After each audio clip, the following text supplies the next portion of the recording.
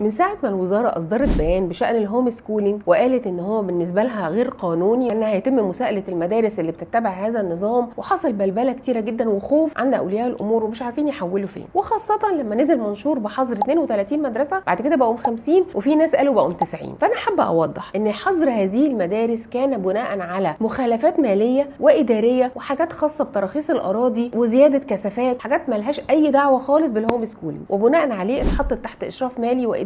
وكتير جدا من المدارس دي نزلت على صفحاتها انها خلاص سوت امورها مع الوزاره، دفعت اللي عليها، وبكده يبقى وجود اي طالب جوه هذه المدارس امن جدا، وخاصه انه هيكون تحت اشراف الوزاره. فبالنسبه لكم المدارس دي اصبح ما فيهاش مشاكل ابدا. الحاجه الثانيه المهمه جدا، لو عاوز تحول ابنك لمدرسه مناسبه لازم تعمل حاجتين مهمين جدا. اولا تكلم الامد ايست وتتاكد من اعتماد المدرسه بنفسك، سواء بقى اعتماد كوجنيا او MSA او اي اعتماد امريكي تاني قوي. الحاجه الثانيه يا ريت تروح لمديريه التربيه والتعليم التابع ليها هذه المدرسة وتسأل بنفسك وتسمع عن ظروف هذه المدرسة. لو قالوا لك تمام يبقى فعلا تمام، وتوكل على الله وحول ابنك، مفيش مشكلة خالص. لكن طبعا نبعد تماما عن الهوم سكولينج، لازم الطالب يحضر ويكون فيه دوكيومنت او اي وثيقة تدل على ان الطالب ده حضر وامتحن واسمه موجود على الورقة اللي امتحن وده خط ايده وما الى ذلك. اي سؤال، اي مساعدة، اي استفسار، مسجات الصفحة او الواتساب اللي هيظهر لك على الشاشة.